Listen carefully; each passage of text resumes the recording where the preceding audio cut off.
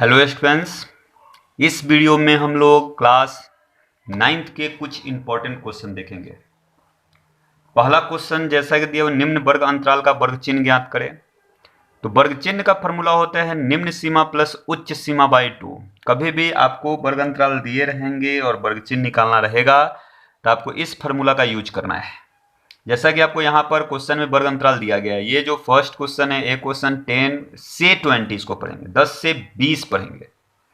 तो 10 से 20 में ये 10 निम्न सीमा है और 20 जो है उच्च सीमा है। 12 से 15 पढ़ेंगे इसको, जिसमें 12 निम्न सीमा है, 15 उच्च सीमा है। अगले क्वेश्चन को आप पढ़ोगे 20 से 25, जिसमें 20 निम्न सीमा है, 25 उच्च सीमा है। 10 से 40, जिसमें निम्न सीमा 10 है, उच्च सीमा 40 है। अगला 15 से 25, निम्न सीमा 15, उच्च सीमा 25। अगर हमें वर्ग चिन्ह ज्ञात करने हैं तो जैसा कि हमने निकाला है क्वेश्चन को, वर्ग चिन्ह बराबर उच्च सीमा निम्न सीमा का वैल्यू क्वेश्चन में दिया हुआ है 20 प्लस 25/2, दोनों को ऐड कर लोगे 45/2। तो ये वर्ग चिन्ह हम वर्ग अंतराल का ज्ञात कर लिए। वर्ग चिन्ह क्या होता है? तो किसी वर्ग अंतराल का जो मध्य मान होता है उसी को हम उस वर्ग अंतराल का वर्ग चिन्ह कहते हैं। अगले क्वेश्चन में परिसर ज्ञात करने हैं, तो यहाँ कुछ आंकड़े दिए गए हैं। पांचों जो क्वेश्चन आपको दिख रहा है जिसमें आंकड़े आपको गिवन है, उस आंकड़ों का यूज करके आपको परिसर निकालना है। तो परिसर का फॉर्मूला होता क्या है? तो दिए गए जो आंकड़े हैं उसमें से आप अधिकतम मान में से न्यूनतम मान को घटा लो। तो परिसर निकालना है, किसी भी क्वेश्चन का आपको परिसर निकालना है। तो इस क्वेश्चन में अगर हम परिसर निकालने चले तो सबसे बड़ा वैल्यू 10 है, सबसे छोटा वैल्यू 2 है। तो 10 में से 2 घटालोगे तो 8 इस क्वेश्चन के लिए परिसर हो गया। क्वेश्चन नंबर बी के लिए परिसर निकालना है, तो सबसे बड़ा वैल्यू इसमें क्या है? 11। सबसे छोटा वैल्यू क्या है? तो 1। तो आप 11 में से 1 को सब्सट्रैक्ट कर लो तो आपका बी नंबर क्वेश्चन के लिए परिसर ज्ञात हो गया। इसी प्रकार से डी के लिए हम लोग परिसर निकाल लेंगे। मिलान चिन्ह, ये बात आपको समझने हैं, हम यहां कुछ रफ आपको समझाते हैं। तो अगर आपको संख्याएं दिए होंगे और उस संख्या का मिलान चिन्ह करना होगा, तो देखिए क्या करते हैं। जैसे अगर 5 है या 4 है, मिलान चिन्ह इसका बनाना है तो आप सिंपल 4 लकीर खींच दीजिए, आपको 4 का मिलान चिन्ह हो गया। अगर 5 मिलान चिन्ह 5 का खींचना है तो 1 2 3 4 आप पहले लाइन खींचो। 5वां लाइन खींचने के लिए इस तरह से खींचने होते हैं। ये 5 का मिलान चिन्ह हो गया। इसी को हम लोग इंग्लिश में टैली मार्क भी कहते हैं। इसी प्रकार अगर 8 का खींचना है तो 1 2 3 4 5 के लिए हमेशा याद रखना है कि एक ऐसा रेखा खींचना है जो चारों को काटता हो। तो 5 हो गया, 6 7 8 हो गया। चलिए अगर हम 11 की बात करें तो 1 2 3 4 5, 5 हो गया, 6 7 8 9, जब फिर 10 पर हम काटेंगे इसको 111। तो इसी प्रकार आप दिए गए क्वेश्चन के मिलान चिन्ह ज्ञात कर लोगे। अब जैसा नेक्स्ट क्वेश्चन में कहा जा रहा है क्या कि बारंबारता लिखे, यानी कि जो मिलान चिन्ह दिया गया है और इससे आखिरकार यह किस संख्या का मिलान चिन्ह है वो लिखने हैं।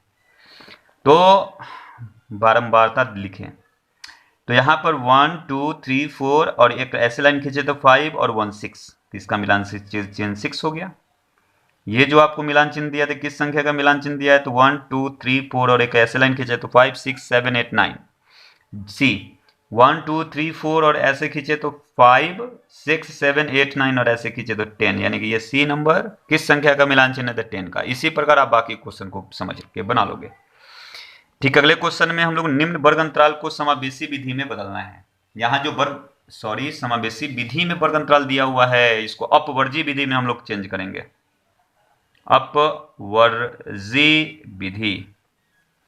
एक बात थोड़ा ध्यान दो, अगर वर्ग अंतराल कुछ इस प्रकार का दिया हो, यहाँ रफ वर्क हम करते हैं रफ, जैसे 0 से 10, 10 से 20, 20 से 30, 30 से 40। तो जैसा कि देख रहे हो कि पहले वर्ग का निम्न सीमा 0 है, उच्च सीमा 10 है। दूसरे वर्ग का निम्न सीमा 10 है, उच्च सीमा 20 है। तीसरे वर्ग का निम्न सीमा 20 है, अगले का मैंने उसी का उच्च सीमा 30। इसी प्रकार तो बताता है कि ये जो वर्ग अंतराल लिखे गए हैं आपको, ये वर्ग अंतराल अपवर्जी विधि में अपवर्जी विधि में, यानी कि पहले वर्ग का उच्च सीमा दूसरे के निम्न सीमा दोनों सेम हो, अगले का उच्च सीमा अगले का निम्न सीमा दोनों सेम हो, अगले का उच्च सीमा अगले का निम्न सीमा सेम हो। अगर ऐसा बात होता है तो इस वर्ग अंतराल को हम लोग बोलते हैं अपवर्जी विधि में वर्ग अंतराल है। तो बात आता है कि आपको जो वर्ग अंतराल दिया गया है, तो यहाँ आपको समावेशी विधि में वर्ग अंतराल दिया गया है। समावेशी विधि में कैसे है समझ में आएगा। तो पहले वर्ग अंतराल का उच्च सीमा दूसरे के निम्न सीमा के बीच का 1 का अंतर हो, 1 का गैप हो, पहले का दूसरे का उस सीमा दूसरे के निम्न सीमा के बीच का एक का अंतर हो, सेम टू सेम कंजिक्यूटिव बातें।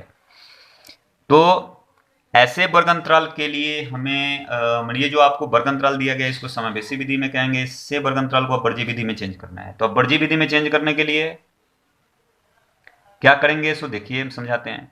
निम्न सीमा जो है उसमें 0.5 को घटाना है, यानी -0.5 होगा, और उच्च सीमा जो आपको दिख रहा है उसमें 0.5 जोड़ना है, 9.5 होगा।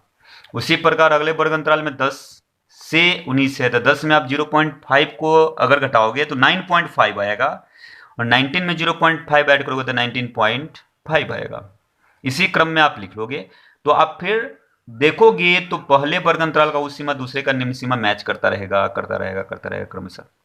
तो इस प्रकार से हम अगर वर्ग अंतराल समावेशी विधि में दिया गया है तो उस वर्ग अंतराल को हम अपवर्जीय विधि में ज्ञात कर सकते हैं। तो आज के वीडियो में बस इतना ही, फिर हम लोग मिलते हैं अगले वीडियो में। ओके, धन्यवाद।